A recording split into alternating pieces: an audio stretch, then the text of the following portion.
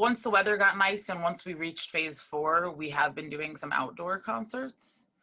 So that's been nice, you know, both mentally and financially helpful. I don't see that continuing much past October. I mean, once it's too cold out, I'm not really sure what's going to happen, if we're going to be able to continue to perform. I don't know whether it will even be legal to perform indoors, but even if it is, I don't know that we're comfortable doing that. We've been doing a lot of live streaming events, like pretty much as soon as COVID hit in mid-March, we started doing, we've done a live stream show every single Monday night for an hour, in terms of just keeping us connected with people, giving us a reason to keep writing and learning new songs, and just kind of forming like this nice online community. There's even been a few like online festivals, you know, or festivals that went virtual this year that we were a part of, that, you know, it would be, you know, through Zoom or, you know, through a live stream thing. But because we did have the pandemic unemployment for a while until it ran out in July. And I mean, that was like more than we usually make, you know, so. You know, or at least equivalent to. Yeah. But, you know, it made sense if they wanted people to stay home. Yeah. I mean, that kept us home, and, you know, just kept us working on creative things. Yeah, we were from the house. It was, you know, the timing was all both fortunate and crazy for us, because we just closed on our first home on March 11th in Kingston, and we were also supposed to leave for a 6-week tour on March 11th. Like, we weren't even going to be able to be in our house. So at the closing of the house, you know, things were really starting to shut down around us. And then in the few hours between when we actually signed the paperwork, got the keys to our house, and were about to hit the road, the tour got canceled. And like all of our work got canceled. So it was like, of course we were kind of like heartbroken that all this hard work we had put into was canceled, and these opportunities weren't going to happen.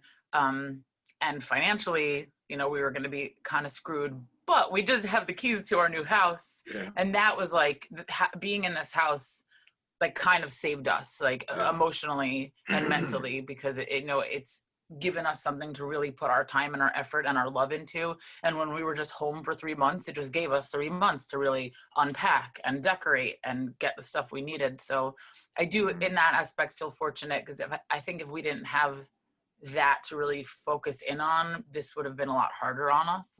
Yeah, it was like a huge cloud was lifted, you know, and yeah, like it really, just to have that off of your shoulders and have to stop that like obsessive kind of worrying about stuff was a big relief, you know. You know, because we're independent musicians, you know, we don't have like a management team, or in the past we've worked with a booking agent, but we aren't now. We don't have a graphic designer. Like, we do everything in-house. So, you know, I joke that, you know, I spend more time in front of the computer doing the administrative side of the music business than I do actually getting to sit and practice or write songs, because like, we're constantly trying to do marketing and trying to do booking and just trying to make it so that we can make ends meet. So when those 3 months happened and there weren't really shows that I needed to be worrying about, and we had the money coming in, and I finally didn't have to sit glued to the stupid computer all the time, we wrote a new album. Yeah. And we recorded it at home. It's called Songs in the Key of Quarantine. It's like a pandemic inspired album. And we actually had the time to learn how to record ourselves, to write this music, to rehearse it together. Yeah. and then we released it. I remember once telling someone how much we made a year, and I saw their mouth drop. Like, they were literally like, how do you survive on that? And the thing is, like, I don't feel like we, you know, are being deprived all the time. It's just, you need to kind of shift your focus and what's important to you. It's like, if we eat out or take in food, it's like a treat, you know. Maybe it's once a week, maybe it's once every 2 weeks. For the most part, we food shop and we cook. That, number one, is just like the easiest way to save money, I think. And up until these past 4 months, we always lived with a roommate to keep our bills down. You know, we've driven like old cars for years. You know, we even, you know, a few times while we were on the road for a long time, we would, you know, rent our room to somebody while we were gone, you know. not like Airbnb, but but yeah, just find somebody that we trusted, to Yeah, it's like we don't take like vacations. Touring is a vacation, or occasionally we'll go to the beach for a day or two, but I think it's just about prioritizing. But then again, like I said, luckily we like to cook, and we're good cooks, so it's like we have good food in our stomachs, and we have a roof over our head, and we have an awesome dog, and we have cars that run, and we have computers that work. So it's like I would rather I would rather be able to have flexibility in my own schedule and be able to work for myself than make a lot more money but be slave driving for someone else to make them money. When I play music, whether it's to a computer screen with people on the other end or live in front of people, that's when I feel like I am my best self. That's when I feel like I am doing what I was supposed to do. I think that like it brings me joy, and it's what I'm better at than anything else. So why would I spend my time doing something else that's not going to make me feel that whole? I mean, you can see the real benefits that other people receive from it. At this point, in the last couple of years, we've gotten some really, really nice responses from people where, people went out of their way to send us like really nice messages about how our music helped them in some way. And even like along the way when we travel, we don't stay in hotel rooms a lot. We meet people along the way, and we end up staying at their houses. And sometimes it's complete strangers that welcome us in, and then we develop relationships with people in other towns.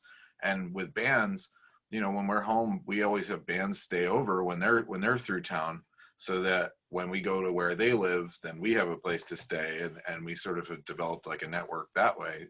So there's like a lot of different ways that we get to connect with people doing this. And when I question myself, when we question like what we're doing or why we're doing this, and then somebody says something like that to us, it's really reassuring. And I always say to Matt, like, This is why, like, this person just told us that their friend, someone really sent us a message last year that said their friend had been murdered, and she was like going through such a grieving process, and that she would just listen to our music all the time, and it really helped her get out of this like black hole she was in. That was huge. Yeah.